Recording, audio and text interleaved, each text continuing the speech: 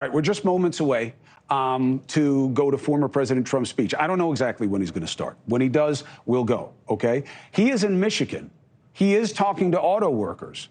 The UAW is on strike. He is going to a non-union shop. That is intentional and is obviously going to send a message. And I'll tell you why. Say what you want about unions, although they're on the come in the country right now.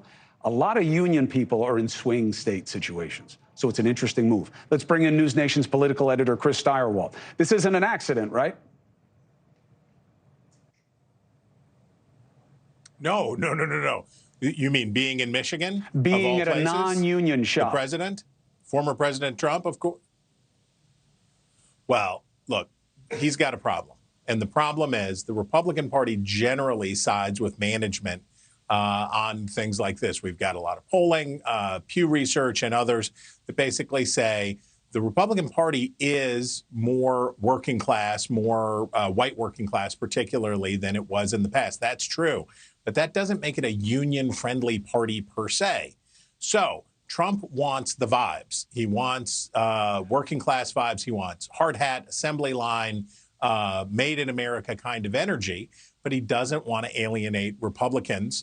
And he also knows that the unions, as constituted, aren't going to really support him. That's not to say that a third or so of union members of the trade unions, maybe even more, might not vote for Donald Trump. But by and large, the rank and file wants Joe Biden to get reelected, wants a Democratic president. So Trump is trying to have his cake and eat it, too. I get it.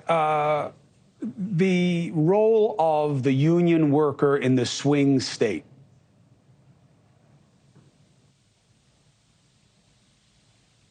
We're at about 7%, I think. I don't know what the most recent numbers are. We're about 7%, I think, for of non-government workers in the United States being part of a trade union. Maybe it's a little bit higher, but the numbers are very low in terms of real union membership. Now, when we factor in government worker unions, we think about school teachers, police officers, firefighters, the AFSCME and all that. There's a lot there. Those are all very solidly Democratic, right? Those are heavy Democratic interest groups. But the actual trade unionists, the people who are steelworkers, coal miners, auto workers, et cetera, those folks are more persuadable, maybe in certain places, more open to this. But we have to remember one thing.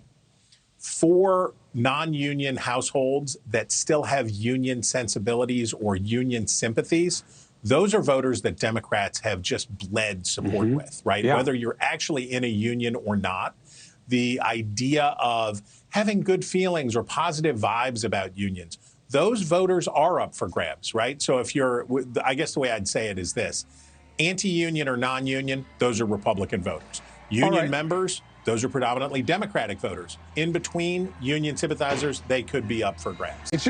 Hey, thank you for watching. Please go to newsnationnow.com, newsnationnow.com, and you can find NewsNation on your television provider. And don't forget to click the red subscribe button down below.